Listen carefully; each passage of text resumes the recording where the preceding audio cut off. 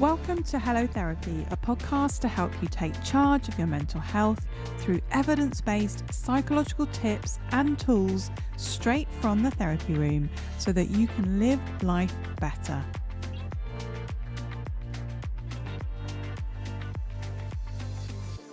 Calling all parents. Are you seeing Christmas decorations and wrapping paper in the shops and starting to feel that creeping sense of overwhelm before we've even reached December? Well, you're not alone. The lead up to Christmas can be a time of joy and excitement, but also overwhelming stress for many parents. To help us navigate the festive period, particularly the run-up, I am joined by clinical psychologist Dr Gracie McLaven. Gracie shares her invaluable insights and tips on managing the mental load, handling the chaos, and finding a sense of calm amidst the holiday hustle. So let's dive in. So, Gracie, thank you so much for joining me on the Hello Therapy podcast today. It's my pleasure. Thank you for having me. I'm really excited to be here.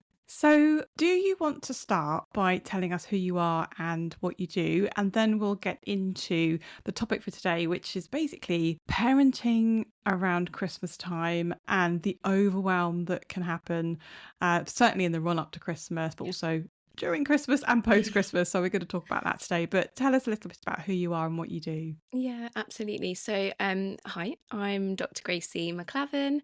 I'm a clinical psychologist and I have my own company, which is Brain Body Wealth. And we specialise in individual therapy, but also corporate psychology, so going into workplaces. But I'm also the founder of the Female Mental Health Collective, which is my baby at the moment. And we're trying to create a community that supports women across the lifespan with their mental health. So that might be anything to do with your mental health and your menstrual cycle, becoming a parent, not being able to become a parent, and the trauma and challenges that come with that, or later in life when we become perimenopausal, menopausal. Although for some, that could be a really empowering time. For others, it can be a really challenging one too and really impact our mental health. So my hope is that we can create this community where we can feed psychology knowledge into it, but also support one another. But I suppose day to day in my therapy clinic, I do a lot of work with parents, and I specialise in working with parents predominantly who are parenting children who are maybe traumatised or have got challenges such as neurodivergence and those sorts of things. I'm really passionate about supporting parents. I think we place such a huge demand on them and expect so much from them, and yet we provide them with very little, and there is no handbook. There is very little guidance on how to be a parent and how to protect yourself and look after yourself as a parent. So yeah, I'm really passionate about that, and that comes out a lot in my work. So yeah, I'm really excited for today and to talk about parents and the overwhelm of Christmas. Yeah, brilliant. Well, we are recording this in it's the 1st October, isn't it, today? Yes, yeah. But I was in a well-known supermarket the other day and they had all of the Christmas stuff out. And bear in mind, this was like a few days ago, so it's end of September, Outrageous. all the Christmas stuff out. And I was really interested to observe myself, not sort of feeling, oh, great, Christmas time, but it was more of a stress feeling, like, oh my goodness, it's Christmas around the corner. And I think a lot of parents go into the Christmas period like that, don't they? Yeah. But in your work, what would you say typically leads to overwhelm over the Christmas period for parents? Yeah, absolutely. So I suppose when I think of Christmas, I think of the bright lights, the twinkle, the red, the green, the gold, the music, the bringing everyone together. That's pretty overstimulating in itself, isn't it? Christmas itself is overstimulating, and often overstimulation will cause overwhelm if we're not good at noticing the signs that we're overstimulated and doing something about it. So I think just in general, the magic of Christmas is actually really overstimulating. But I suppose from the perspective of a parent, throughout the year, when I work with parents, and predominantly mothers, will talk about that invisible mental load, that remembering appointments, remembering school kits, PE kits, remembering if they need to we've got to bake a cake or something like that.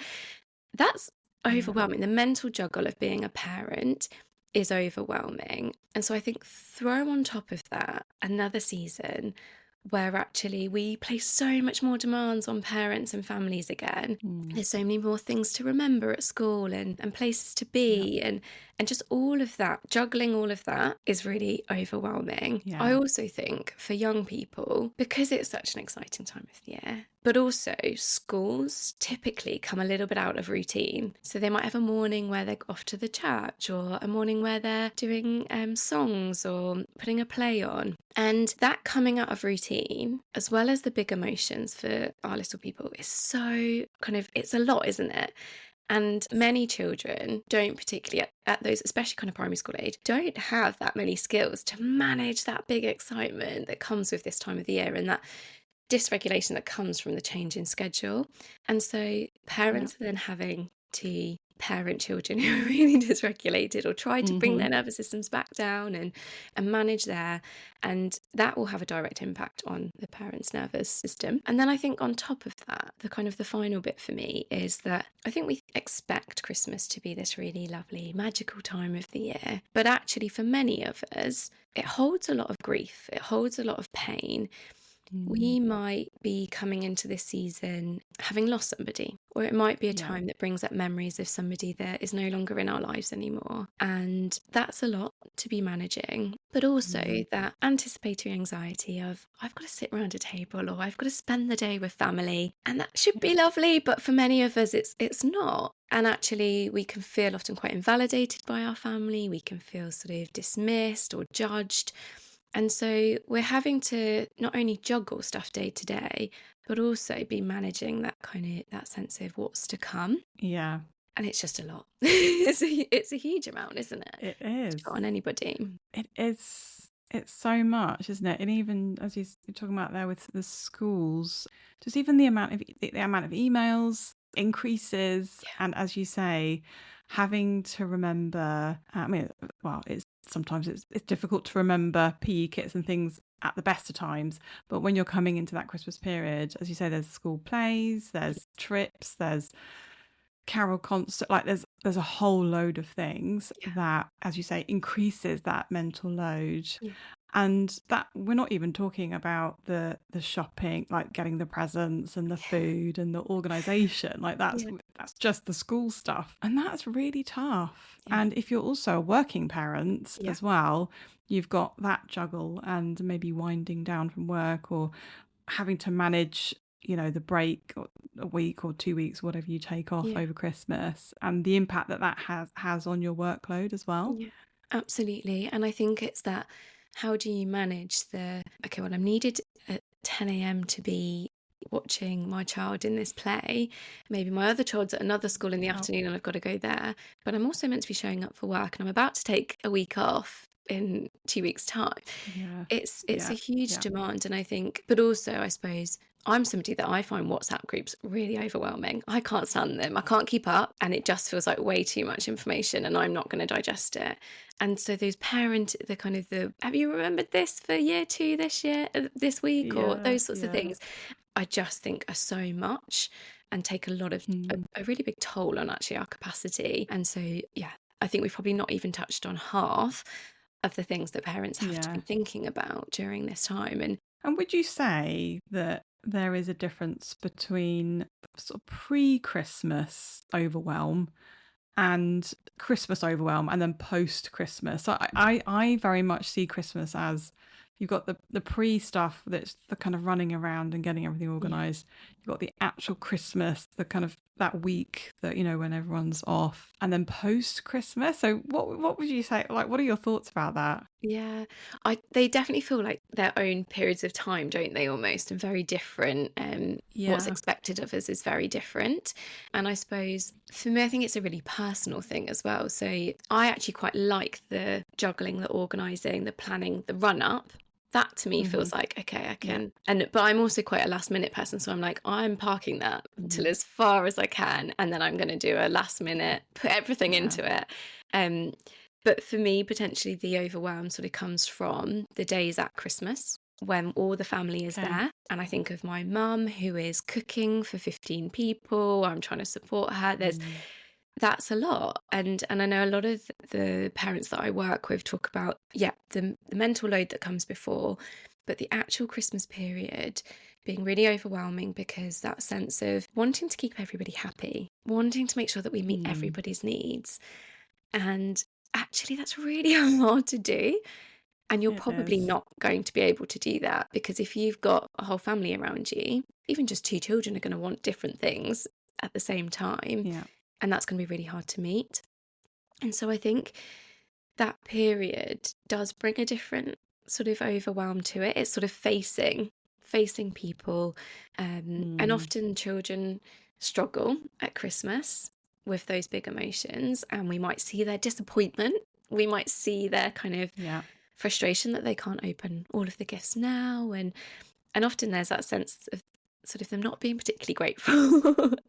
And I think a Yeah. lot of that can really feed into the overwhelm of that time. How do we manage and sit with and accept their big feelings when actually we've just put so much effort into this time and spent a Mm. lot of money and all of those things? And I think so for me that feels like a very different period. It's sort of a very active face to face with people. And then the post Christmas overwhelm, I think that's where sort of that burnout sort of hits, that the sort of Mm. the chaos almost kind of goes, but allows then for that burnout to come through. Yeah.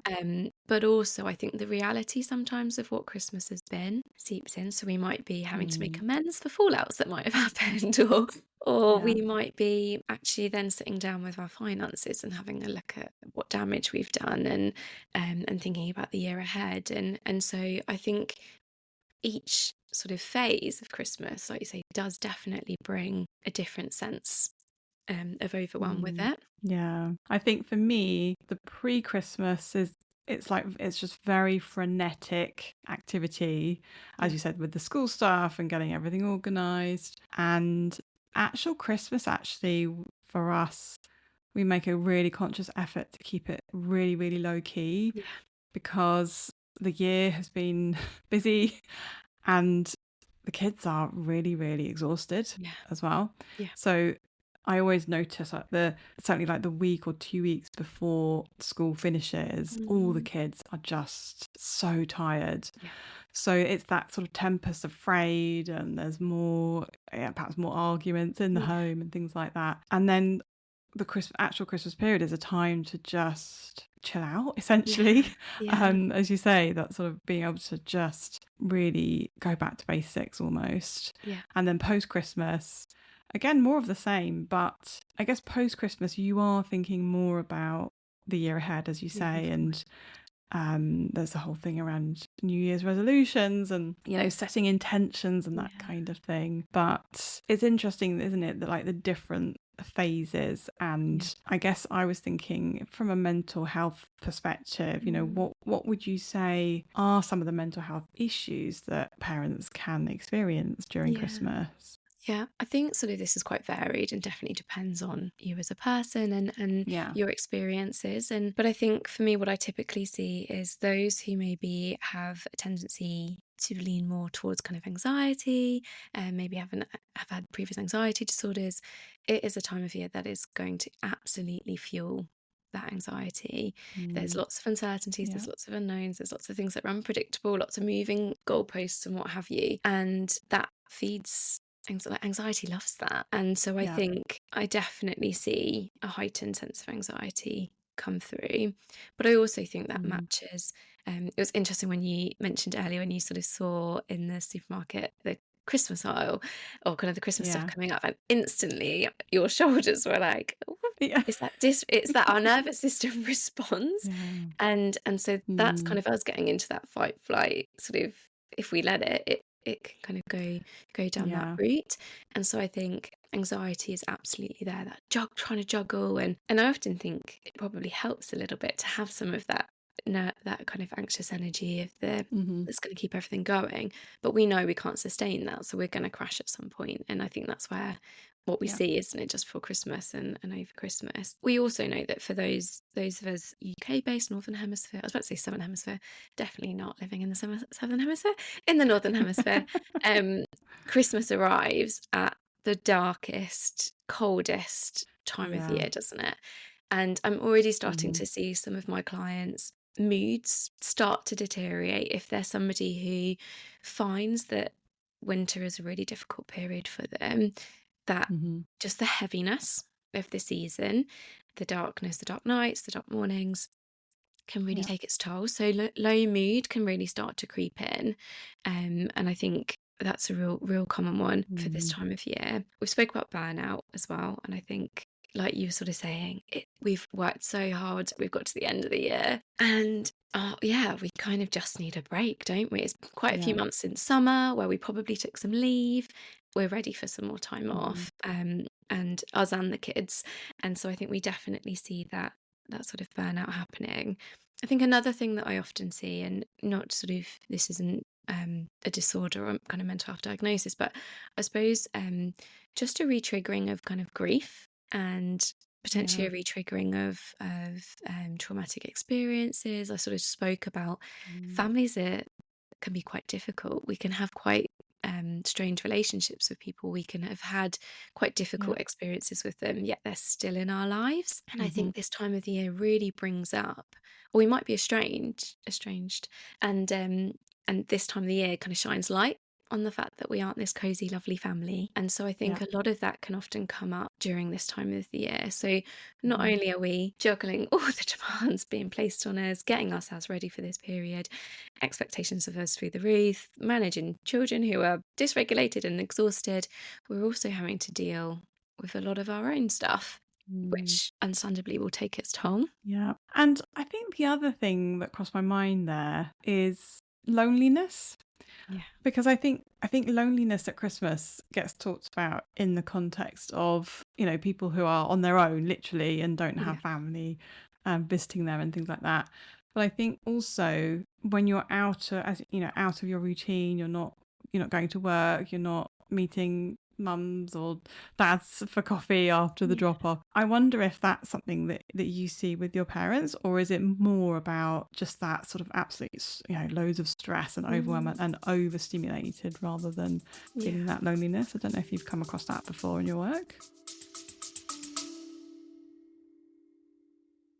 Just to let you know, if you struggle with anxiety or OCD, I want to personally invite you to check out my YouTube channel. I have a growing library of videos that offer practical step-by-step strategies to help you cope with all types of anxiety and OCD, leaving you feeling more empowered and confident in managing your mental health. So head over to YouTube, search Dr. Liz White, or hit the link in the show notes. And don't forget to subscribe for regular tips and tools that you can use to start feeling better today. Let's get back to the episode.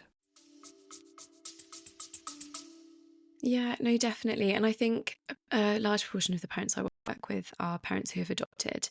And so I think they often feel Okay. quite sort of disconnected from other Mm. parents, and feel quite alone in what they're doing, and the experiences that they're having. But I do think you're right in sort Yeah. of, there's this sense of that we have to be alone to be lonely. And I think that's a huge myth. We can be surrounded by people, we can be at a Mm. party and still feel lonely, because it's about connection, Yeah. isn't it?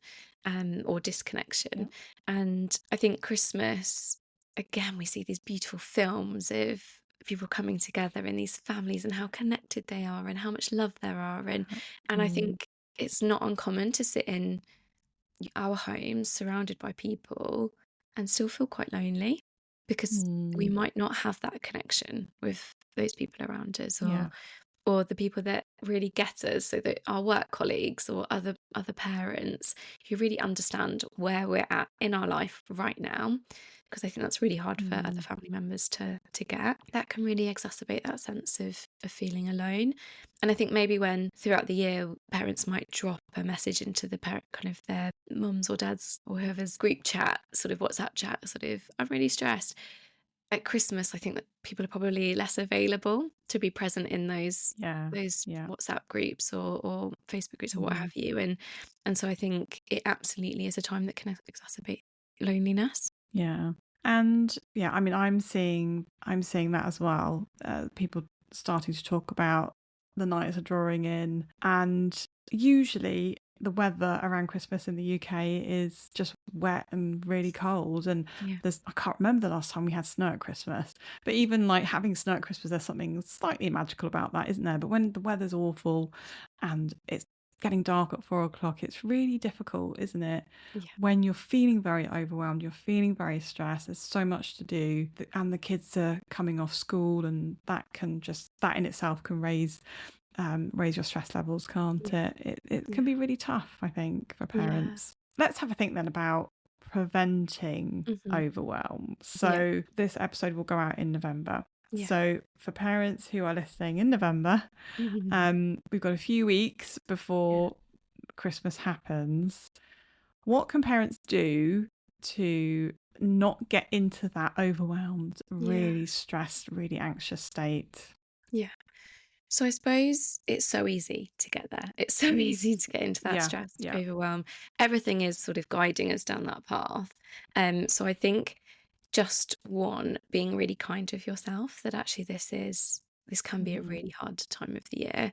And I think what I want to do, it's if we're in November, it's Christmas prep has already kicked off, hasn't it? You're probably getting all Yeah. of the emails through of all the different Christmas stuff happening. You're trying to juggle the diaries. And so and every time you step into a supermarket now, there's probably Christmas thrown at us and Christmas music and all of those things. So the likelihood is that we're already overstimulated. And the thing with Yeah. overstimulation, which will lead to the overwhelm, is that it can happen multiple times a day. So we could step into a supermarket, become overstimulated, come out of that, decompress, get an email from the school. It's one of those things. So I think what I would sort of put to anybody listening is just check in with yourself right now. How are you feeling? So I noticed, Liz, as your shoulders went up when you mentioned Christmas in the supermarket earlier, just notice sort of, are you holding that tension in your Yeah. body? If you're sat listening to this, are your feet tucked under your chair? That's a sign that you're locking in tension. Are you noticing that you are maybe kind of fiddling a bit more restless, that racing mind? These are all sort of signs that we're beginning to feel dysregulated and potentially which will lead to the overwhelm.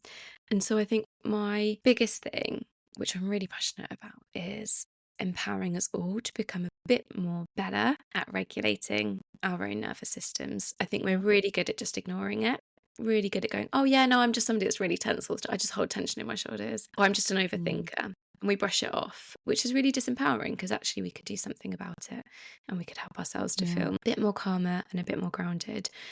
So the first thing with managing our nervous system is pretty much just planting our feet on the floor, dropping our shoulders, and where possible, trying to take a few deep breaths in. We can overcomplicate it by kind of thinking of various breathing mechanisms, but I suppose for me, it's just trying to get a good breath that feels like it's breathing down to our stomach and out again and slowing our breathing down.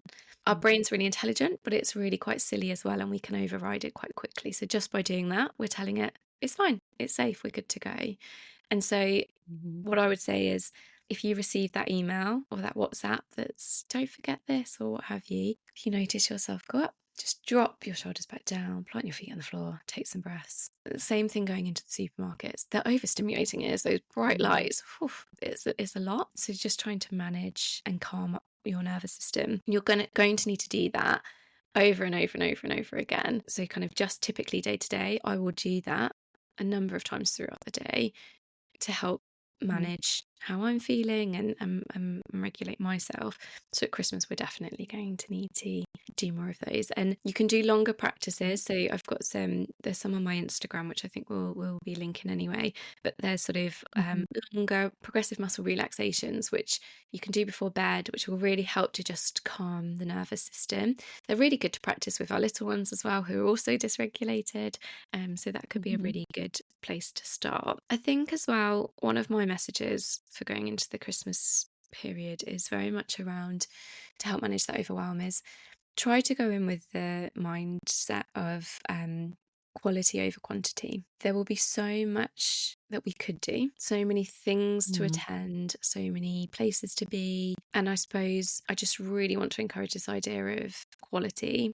If you can show up and be present and give that quality time, that is going to be much more meaningful for you, and probably, if it's to do with your child, for your child, than if you're turning up 10 minutes late because you're rushing, you're then you've got to do emails because you're managing so many things, or you're Yeah. getting stressed because you're shouting, at the kids because you're late and you've got to get to Father Christmas because then you're Mhm. off to a party afterwards, and sort of lower though. And I think you Mm. really nicely put, and that's probably coming on to a bit later, of just sort of lowering those expectations for Christmas. We Yeah. don't need the huge fanfare, sort of having some decorations, having some things in place, but we don't need to sort of overwhelm. We don't need to go to that next level. So I think, yeah, quality over quantity, if possible. I think one of the things is, you've probably seen this on social media, when they say you only get 18 summers with your children. So I think there is a huge amount of pressure on Yeah. parents to provide these magical Christmases for their kids that involves seeing Santa and involves, loads of lovely decorations and Yeah. lots of presents and, ridiculous amount of food. And Yeah. so I think that pressure is there. Yeah. And I hear what you're saying and it makes complete sense. But I wonder about the parents who are listening saying, yeah, but Yeah. but I want my kids to have an amazing Christmas Yeah. because I Yeah. want them to remember it. Yeah. And so then you're stuck, aren't you, in that Yeah. vicious cycle of Yeah. pressure and high Absolutely. expectations and overwhelm. Yeah. And I get that, and I definitely hear that a lot. And I think that's a bit of a myth that we tell ourselves, that Hmm. actually we need these huge big Christmases, that everything's got to be perfect. And actually, what I know from an attachment perspective, it's about connection. It's about how we were made to Mm. feel in those moments. And well, first off, I'm going to go back because I think it's a myth that we have 18 summers, 18 Christmases. I'm Yeah. in my 30s and I still spend Christmas with my parents and our family and sort of see everybody. So they've definitely had more than 18 Christmases. I'm very lucky Yeah. in that I have that, and I can do that. But I suppose if we prioritize the relationship with our child and our connection with our child, that relationship will go on longer than 18 years, and they will want us to Mm. be part of their lives for much longer. And so I think Yeah. then actually what's really meaningful is having traditions that are just for your Yeah. family, that your family do, that each year the children remember. For us, it was very much having stockings at the end of our bed. That Hmm. was a huge tradition for us, and I was absolutely heartbroken. I was definitely an adult at this point, but I was heartbroken when my parents said we weren't getting stockings anymore, because it was such a huge Yeah. thing for us. And actually in the stockings Mm. were some lovely gifts, but they weren't anything huge a lot of the time. And so Yeah. I think it's about coming back to, what is Christmas about? What do you want the children to remember? Do you want them to remember that parents were really stressed, shouty, couldn't play with them because they were too busy running around, getting Yeah. everything ready and everything perfect? And actually, there was more arguments than there was sitting down, playing together, enjoying each other's Mm. company. And I think that there is such a pressure to do more, do bigger, and especially with the power of social media, we sort of see these incredible picture perfect Christmases. But actually, what I know is behind that, the perfection probably ends, and Mm. the likelihood of there being kind of the love and the connection there. And that is what is important. So I think just really coming back to what's important for your Christmas, and it's probably being present with your children so that they feel loved. Yeah. And there's these small nuggets of tradition that get carried on, that they can then carry on to Mm. their family if they wish to, and or adapt it, and those sorts of things. And I think with that, it's interesting because we have traditions in our family, but I guess I'd never really thought about them as traditions. Yeah. So maybe there is something about, at this point before Christmas, really reflecting on, okay, what kind of person do I want to be going into Christmas? Hmm. Like, what kind of mum or dad do I want to be?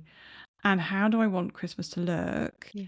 And with the idea of, managing my expectations, but what am I prioritizing?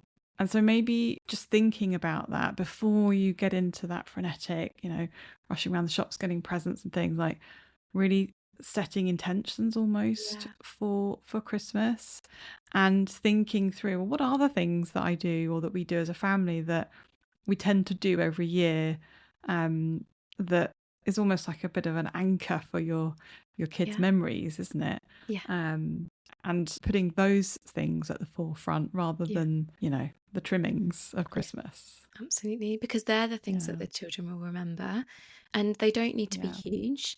They can be really small Hmm. tokens. That it might be that you, I don't know, that you dry out oranges every year and then you use them to decorate the tree. Yeah. Kind of, it can be something really simple, but it's profound because it's something that you do as a family, and that Mm. holds meaning. And I think you're right. I think often some of the sort of the stress, the overwhelm, the loneliness that comes out of Christmas is often because we're not really aligning with our values. We're aligning with what we think Mm. we should be doing for Christmas.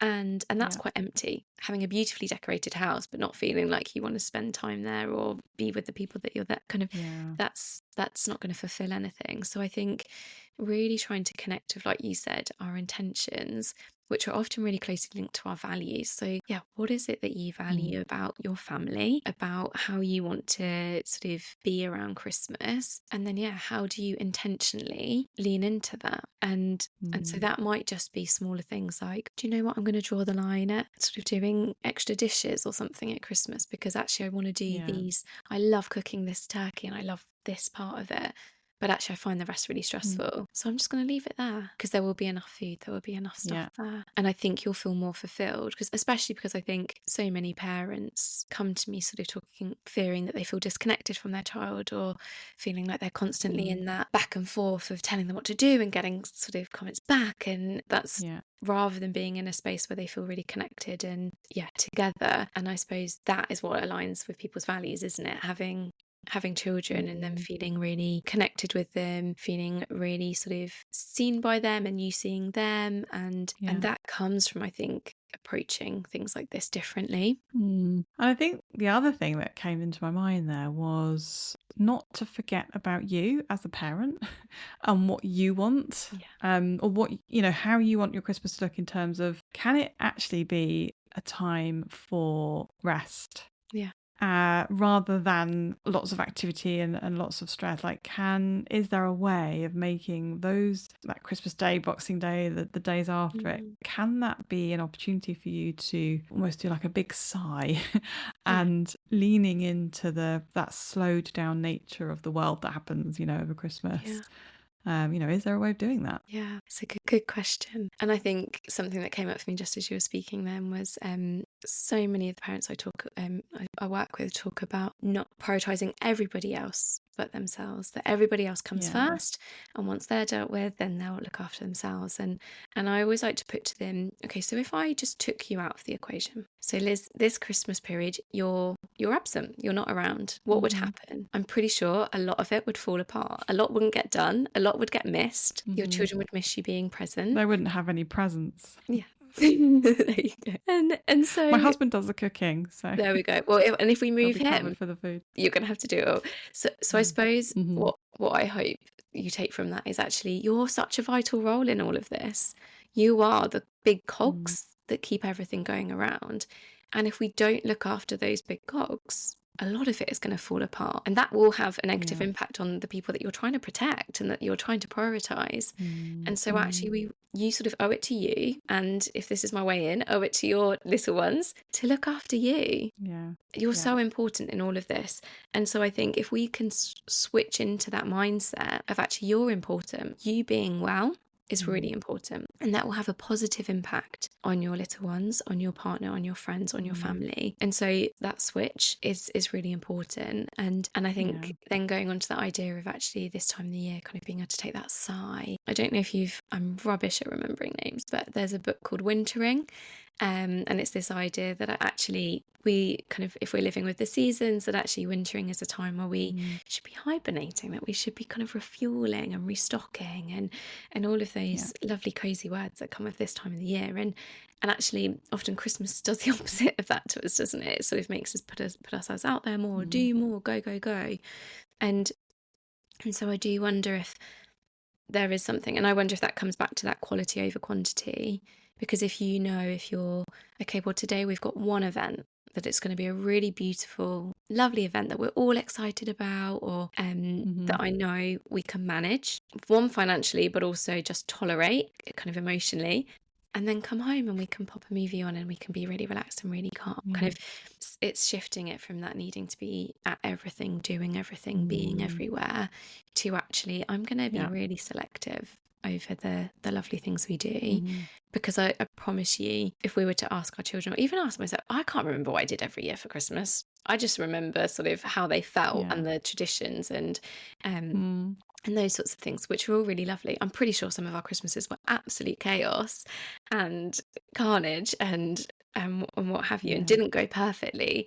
And there's probably some Christmases where I didn't get what I wanted, and that was probably really hard at the time. But as an adult, I look back really fondly of the traditions of everyone being together and those sorts of things. So we've talked about the sort of run up to Christmas, how to try and prevent overwhelm, reducing expectations, etc.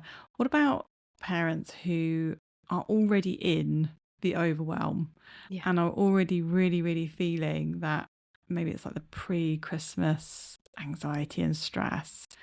Apart from that lovely exercise, the checking in that you talked about, I talk about that all the time with my clients. Checking in is great. Is there anything else that you would recommend for someone who is in that space right now? So I suppose for me, it depends where you are on that kind of spectrum of feeling like you're coping or not coping. And there are definitely strategies and there are definitely things that we kind of, I would suggest. And that's very much, so I think if we feel like have a little bit of control back, that can reduce some of that stress and anxiety. So being really practical and just sort of trying to, whatever is in your head, writing it down, and maybe kind of coming together with a bit of a to-do list and prioritizing those sorts of things, but also offloading, handing over. That is not my job for now. I'm going to hand that over. But I also think there's something around seeking out a bit of extra support, because as we mentioned earlier, there's a lot that goes on this time, and it could be that the reason why you're feeling so stressed or so sort of overwhelmed is actually because there's interpersonal challenges that you're facing. So kind of challenges in relationships that you're going to have to be facing, or just grief and memories of who's not going to be there anymore. And I think actually sometimes having a protected space where you can talk through some of those things and have those feelings validated and acknowledged, and potentially work through some of those things is really really important and can be really powerful. But I think it's also kind of knowing that you're not alone. You're absolutely not alone with this. And so leaning into those people around you, leaning into friends who may be in similar situations, juggling kind of parenting and those sorts of things, and those connections will help fill our cups back up, and that often can help us to sort of manage and look after. But I suppose it's so hard because I think we're all so different and we'll all have different strategies of managing stress and overwhelm and anxiety. But I think it's really valid that this time of year our mental health can deteriorate, and so, but we also don't then have to go, oh well, I'll just wait till spring then to feel better. Reach out for support, whether that's professional support or friends. And I think it can be really powerful to just know that you're not alone. I think that's really important, isn't it? Is knowing that you're not alone with something, and knowing that you can get through that. The Christmas period will come to an end. It's not forever, and trying to take some time for yourself, I think, is the other thing, isn't it? How can you get pockets of time where you are resting, or you're doing the activity that you want to do that helps you feel rested or grounded or calm or soothed or whatever it is. There's something around this period of time as well where often things that we might do throughout the year to keep us well might get hinged upon. So for instance, if you're somebody who likes to exercise or take a moment to kind of go for a run or a walk or what have you, with the weather we sometimes then are less likely to go, or because of all of the demands placed on us, it's the first thing to go. That as well added to the fact that many of us might drink more alcohol than usual during this period, and we know alcohol has a link with our mental health, and it's not a good one. And so there's lots of factors that I think are going to feed into how you're feeling. So I think going into this period really mindful of actually what are your values? How do you want to be intentionally stepping into this period? And that might be that, do you know what, hands up, this is just a chaotic period and I'm just going to get my head down and get through it. That's okay. Yeah. But I suppose I would like to empower you a little bit more to say that the time you put into you, looking after you, managing your nervous system, doing the things that you know keep you well, are likelier to make Christmas more meaningful because you're going to be more present, and that's what will have the powerful impact on the children and yourself, really. 100%. Well, thank you, Gracie, so much for coming on. I'm sure people will take a lot from this episode and get them going into Christmas calm and rested and with their nervous systems regulated. Thank you so much. No, it's been my pleasure. It's been really lovely talking to you. Yeah, and hopefully everybody has a lovely Christmas. But yeah, my message is, parents, look after yourself. You're really important and you deserve, and we need you to be prioritising you. So please do that. Thank you for listening to this episode of Hello Therapy. If you found it helpful, don't forget to subscribe, follow and review. You can get more well-being and mental health tips by joining our email list and visiting the resources section of our website at harleyclinical.co.uk. The Hello Therapy podcast and the information provided by me, Dr. Liz White, is solely intended for information and educational purposes and does not constitute personalised advice. Please do reach out to your GP or a mental health professional if you need support. Until next time, take care of yourself.